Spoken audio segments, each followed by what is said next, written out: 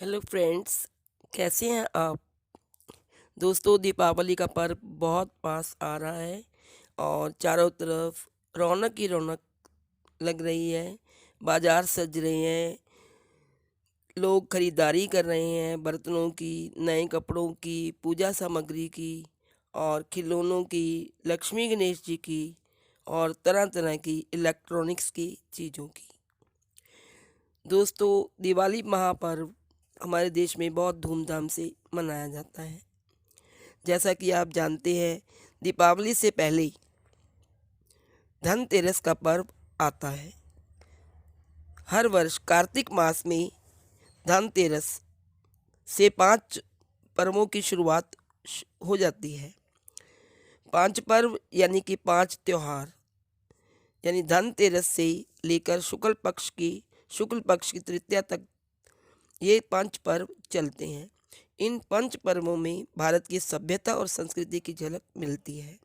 प्राचीन काल से ही भारतीय विद्वानों के द्वारा ग्रहों और नक्षत्रों के बारे में जानने की क्षमता का पता चलता है। इस दिन को धनतेरस तथा विशेषतः यमद्वीप के नाम से जाना जाता है।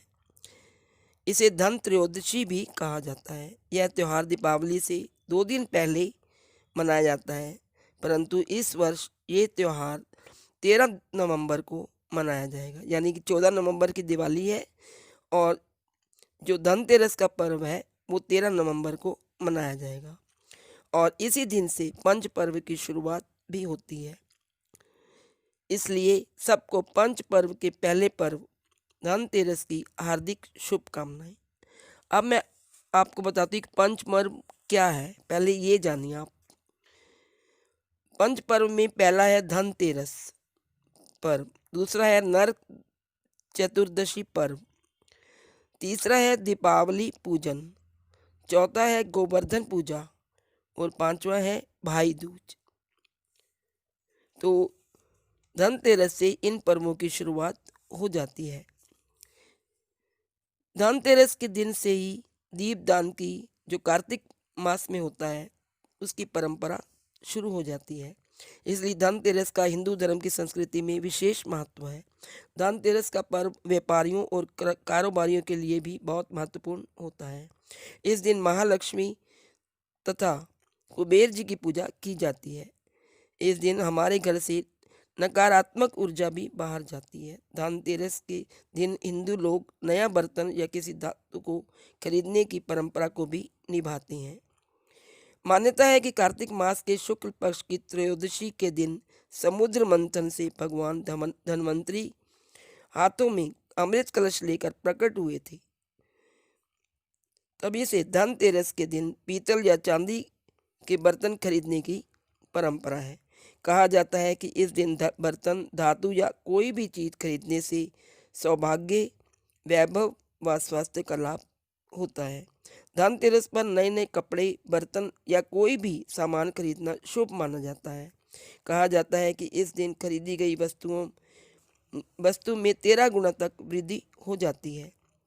इस दिन हमें कुबेर जी से धन, वैभव व समृद्धि की कामना करनी चाहिए और धन्वंतरी जी से हमें अपने परिवार की सुख, समृद्धि, स्वास्थ्य तथा आरोग्य होने की कामना मांगनी चाहिए।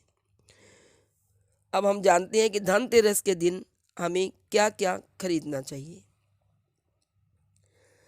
धनतेरस के दिन हमें 7 चीज़ें खरीदनी चाहिए। जो नंबर 1 है, जो लक्ष्मी और गणेश जी की प्रतिमा खरीदे, जो हम दिवाली के दिन जिनकी पूजा हमें करनी है। दूसरे, हमें चांदी या सोने के बर्तन या आभूषण कुछ भी खरीदना चाहिए। ऐसा करने से शुभ होता है।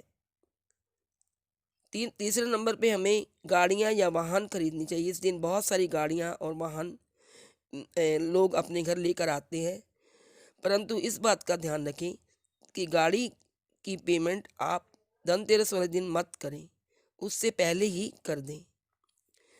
चौथा, संपत्ति खरीदना, प्रॉपर्टी खरीदना और उसका सौदा करना भी इस दिन बहुत शुभ माना जाता है।